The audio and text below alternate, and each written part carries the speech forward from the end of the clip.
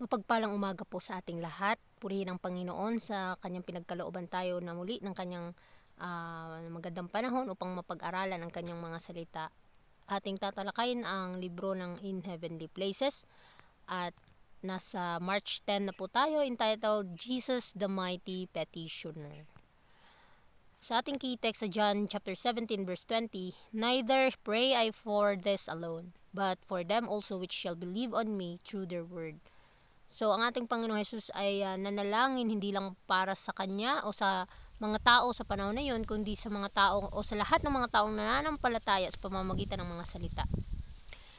Think of Christ, the adored of angels, in the attitude of a suppliant. He was a mighty petitioner, seeking at the hands of the Father fresh supplies of grace, and coming forth invigorated and refreshed to impart His lessons of assurance and hope. So, tayo po ay mag-isip ng kagaya kay Kristo na tutulungan po tayo kung paano maging kagaya ni Kristo at ang ating mga attitude ay magiging katanggap-tanggap sa Kanya dahil siya ang ating dakilang tagapamagitan. Naghahanap siya sa mga kamay ng Ama ng pinagkakalooban niya tayo ng mga preskong supply ng biyaya at sa mga pagpapala na pinagkaloob sa atin, possible na pwede natin itong gamitin upang maparangal ang kanyang banal na pangalan. Upang maipadala o maranasan din natin yung mga pag-aaral ng Panginoon sa kanyang buhay nung nandito pa siya sa lupa. His assurance and hope. Yung mga pagpapala niya, yung mga karanasan niya, kung paano niya tiniis ang mga pagsubok sa buhay, kung atin itong pag-isipan, atin itong ihingi sa Kanya at ating i-behold sa ating buhay ang Kanyang karakter. Dahil ang Panginoon ang ating tagapamagitan, siya ang ating katulong at siya ang ating bugtong o tanging kailangan upang lahat ng ito ay ating mabigyan niya tayo ng tagumpay. Upang lahat ng ito ay magbigay din ng kaluwalhatian sa Kanya.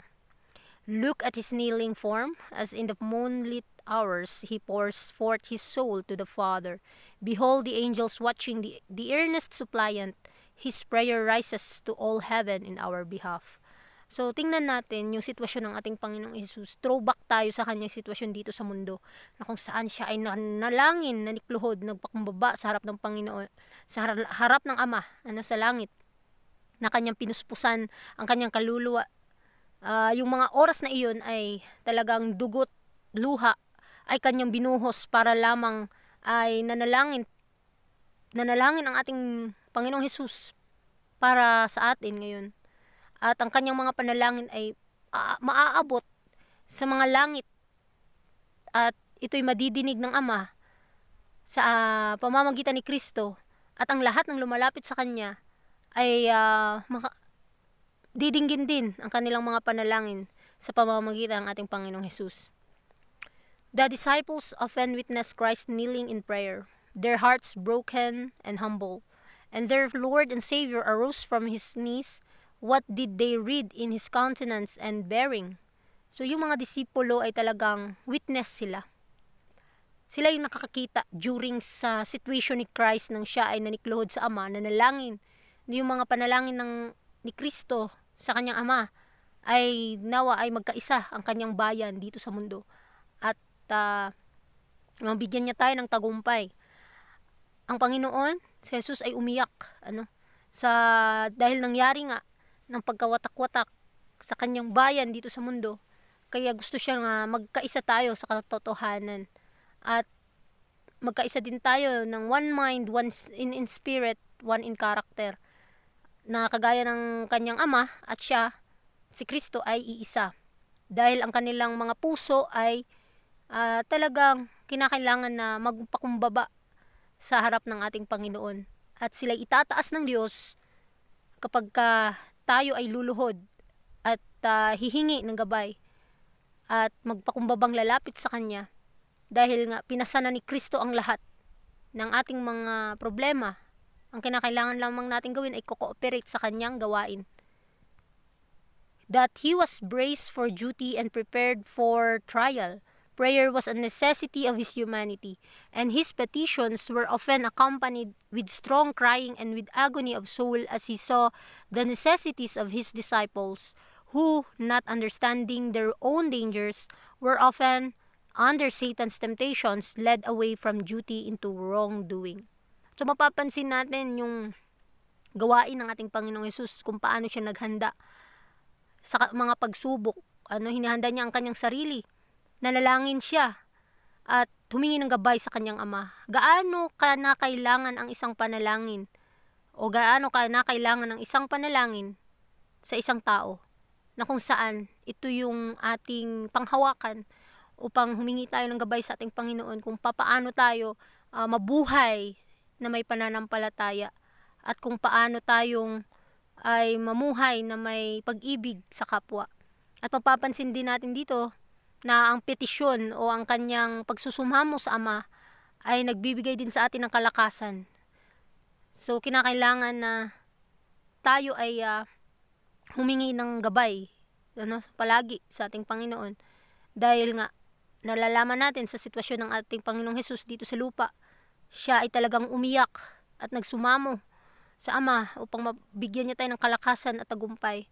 At nakikita niya yung pangangailangan ng mga disipulo na hindi maintindihan o hindi nila alam ng mga disipulo ang kanilang kapahamakan kung sila ay magiging under sila sa temptation ng kaaway, at kung hindi sila magbabantay talagang mapapahamak sila. Kaya nga nananalangin ng Panginoong Hesus na mapatibay ang ating pananampalataya upang tayo makatayo hindi lamang sa kanyang mga disipulo during his time, kundi sa atin din ngayon.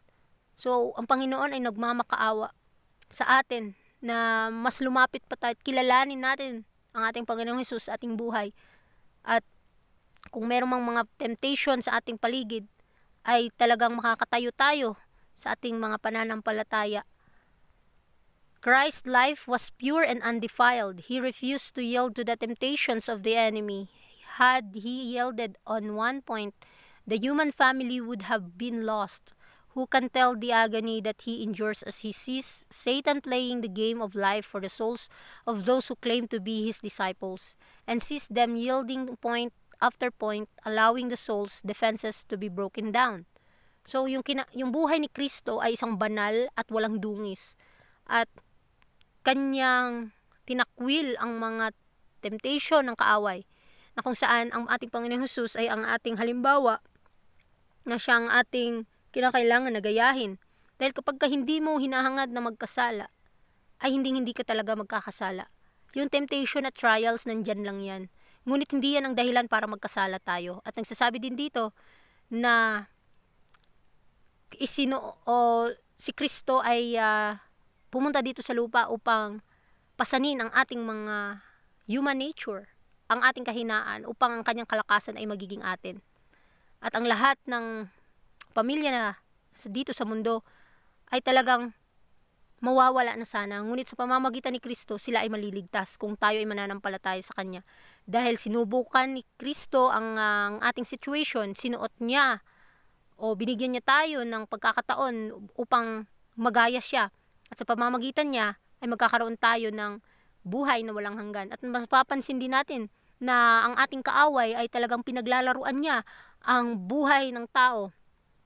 Ginagawa niyang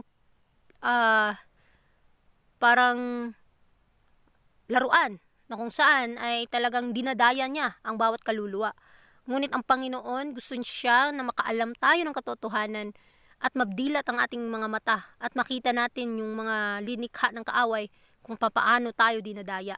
At hindi po tayo dapat magbulag-bulagan sa mga ganitong pangyayari upang tayo ay maging aware sa ating mga pipiliing landas sa buhay. We can form no conception of the agony that he endures at this sight.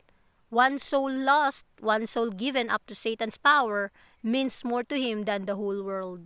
So mapapansin natin kung gaano tayo binahal ng ating Panginoong Hesus. Wag po nating bigyang panahon ang ating kaaway na tayo ay talagang tuksuhin at subukan. Nagpapansin din dito na sinubok na ni Kristo ang ating mga kahinaan. pinasan niya na ang ating mga dapat papasanin. Kaya nagiging magaan na sa atin kapag si Kristo ang ating susundin.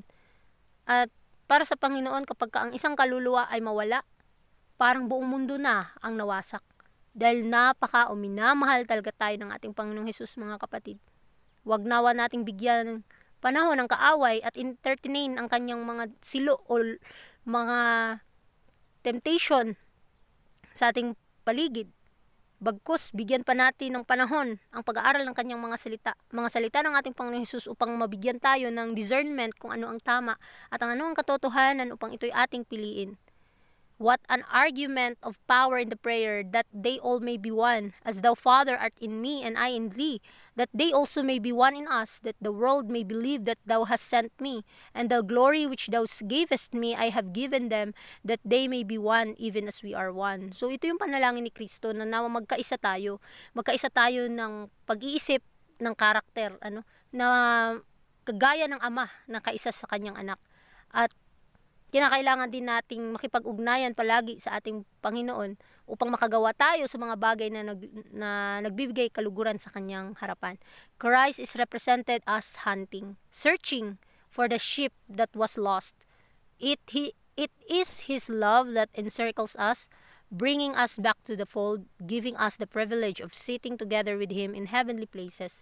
So, mapapansin natin na si Kristo ay nagre-representar siya, na siya ang naghahanap at inililigtas ang bawat nawawala ang kaluluwa. At sa pamamagitan ng kanyang pag-ibig, at kapag ito'y nakita niya na ang isang kaluluwang na nawaglit, kanya itong yayakapin at pababalikin sa kanyang sibsibanan, sa kanyang sabakan o sa kanyang piling, ito'y magdadala sa kanya ng pribilehiyo upang makagawa ulit ng mga bagay na nagbibigay kaluguran sa ating Panginoon. At itong privilege na ito ay uupo together with Jesus sa mga makalangit na lugar. So sa ating pag-aaral sa umagang ito, nagbibigay po sa atin ng paalala patungkol sa buhay ni Kristo, kung papaano siya nabuhay dito sa mundo. At si Kristo ang ating tagapamagitan, ang ating dakilang tagapamagitan, na kung saan ang ating mga panalangin madidinig ng Ama sa pamamagitan ni Kristo. Kaya lahat ng pagpapala niya pinagkaloob sa atin upang magamit ito sa kanyang gawain. Nawa ay wag po nating bigyang halaga ang mga bagay na sinasadya sa atin ng kaaway. Bagkos mas mag-focus pa po tayo sa ating goal, kung paano maging kagaya ni Kristo. Kung ano man ang katotohanan at ano yun nasusulat, basahin po natin at unawain at isabuhay po natin ang mga katotohanan ito. Dahil ito po'y magpapabanal sa atin. Muli, maraming salamat sa inyong pakikinig and God bless po sa ating lahat.